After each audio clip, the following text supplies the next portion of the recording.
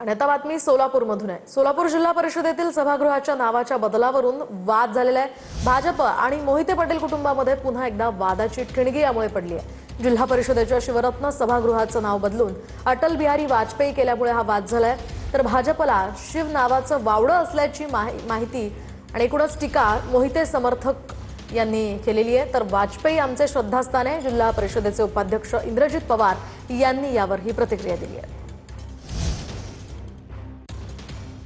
नावाच्या ह्याच्यात मला त्या नावाच्या राजकारणात नाही पडायचं।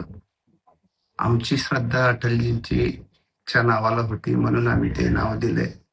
छत्रपती शिवाजी महाराजांचं नाव असतं तर येतं किंचितही कुणाच्या मनात ते आलं नसतं की ते नाव काढावं।